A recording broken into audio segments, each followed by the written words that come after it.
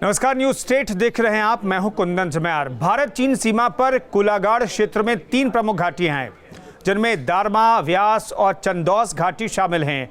पुल न होने की वजह से इस इलाके के गांव के लोग भी इस रास्ते से ही सफर कर रहे हैं।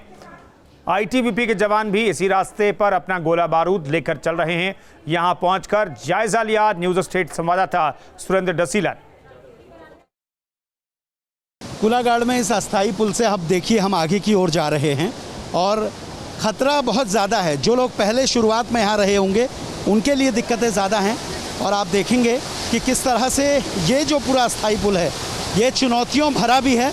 कोशिश हमारी भी यही है कि आपको हर हकीकत से रूबरू करा पाएँ। इसलिए आप अगर देखेंगे तो यहाँ ऊपर की ओर से जो पानी आ रहा है वो कितना ख़तरनाक है। अगर किसी तरह का कोई बोल्डर आता है तो उससे कई बार आपकी चुनौतियां बढ़ जाती हैं, आपकी परेशानियां बढ़ जाती हैं। जो हमारे साथ आईटीबीपी की टीम थी अब वो ऊपर की ओर सफ़र कर चुकी है। आप देखिए यहाँ से पैदल पैदल वो दूसरी ओर जा चुकी है और यहाँ इस जगह पर जहाँ हम मौजूद हैं ठीक सामने अगर आपको दिखाऊं तो ये पुल देखिए आप। पहले ये पुल किस हाइट पे है?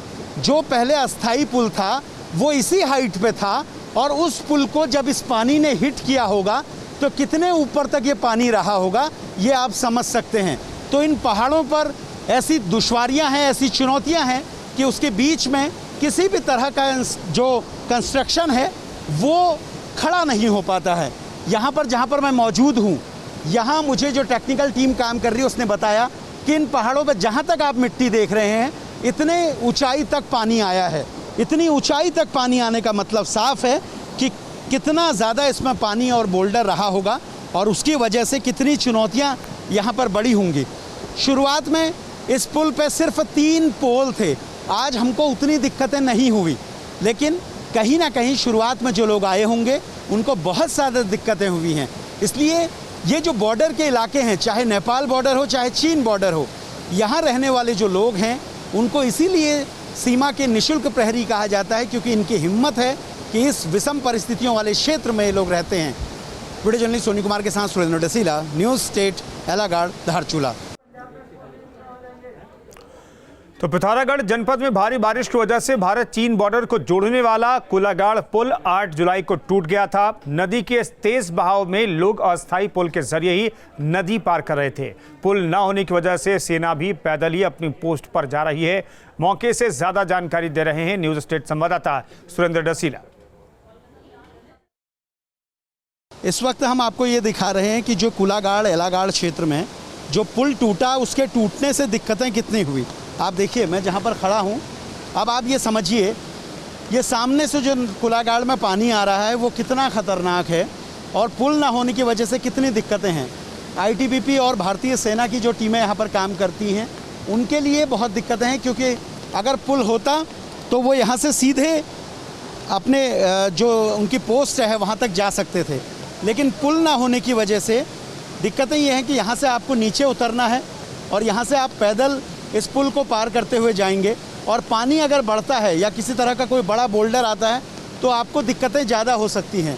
ये आईटीबीपी की टीम जो चीन बॉर्डर की ओर जा रही है उस टीम को देखकर आपको ये समझ में आ जाएगा कि मुश्किलें कितनी ज़्यादा हैं।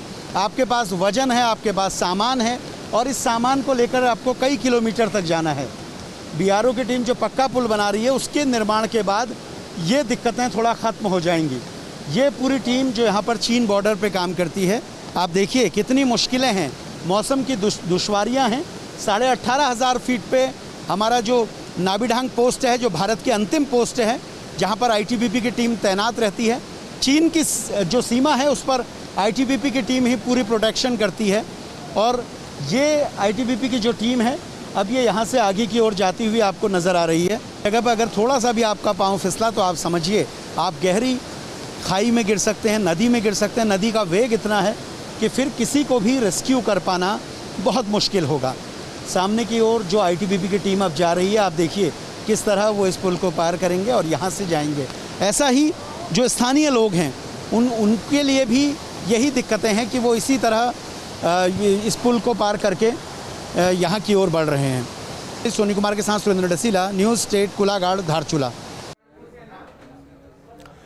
पिथौरागढ़ में बीआरओ बॉर्डर की ओर आवाजाही शुरू करने के लिए लगातार कार्य कर रही है। 8 जुलाई को इस पुल के टूटने के बाद 15 जुलाई से वैली ब्रिज का कार्य भी शुरू किया गया।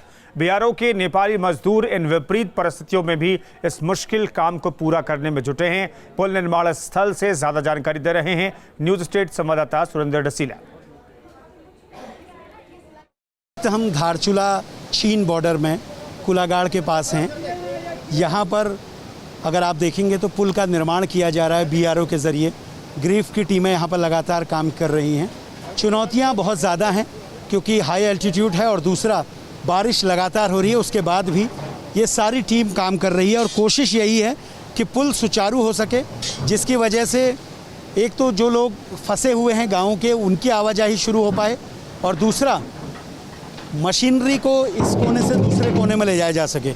भारतीय सेना, आईटीबीपी सभी की टीमें यहाँ पर काम करती हैं और उनके लिए भी चुनौतियाँ ना बढ़ें, तो इसलिए भी ये लगातार कोशिश है। और जो टीम काम कर रही है वो ये पूरी तरीके से देख रही है कि जब पुल फिट हो जाए और जब पुल फिट हो जाएगा उसके बाद ही आवाजाही की सबको इजाज़त दी जाएगी। नीचे की ओर अगर दिखाऊँ तो अब सेना की एक टुकड़ी इस वक्त पुल से पार आते हुए आपको नज़र आ रही है, क्योंकि सेना का भी मोर्चा लगातार ऊपर की ओर रहता है। ऊपर की पोस्ट पर सेना की टीमें भी तैनात रहती हैं। चुनौतियां सबके लिए हैं, चाहे वो क्षेत्रीय लोग हों, स्थानीय लोग जो रहते हैं, या फिर आईटीबीपी हो या फिर भारतीय सेना हो। जगह पर जहां बहुत ज़्यादा स्लाइडिंग है, जहां आपदा लगातार हर वर्ष आती है, जहां ख़तरे बहुत ज़्यादा हैं, ऐसी परिस्थितियों के मौसम में यही कोशिश है कि ये पुल जल्द से जल्द सुचारू हो जाए, जिससे कि जो लोग इस पार फंसे हुए हैं उनको दिक्कतें ना हो। ख़ास तौर पर जब मेडिकल इमरजेंसी की ज़रूरत होती है या फिर जो हम लगातार कह रहे हैं सामरिक दृष्टि से हमारा ये चीन का बॉर्डर है और सबसे ज़्यादा संवेदनशील है। लीपू लेक में हलचलें पिछले साल भी रही हैं जब चीन ने अपने क्षेत्र में बड़े पैमाने पर टैंक रेजिमेंट तैनात की थी और बड़ा जो अपनी फोर्स है उसको तैनात किया था। तो इसलिए हमारे रास्ते, हमारा जो बॉर्डर है वो क्लियर रहे, इसी की कोशिश है। बाद में इसको फिर कोशिश ये की जाएगी कि यहाँ पर सर्वे कराने के बाद एक बड़ा अस्थायी पुल बनाया जाए।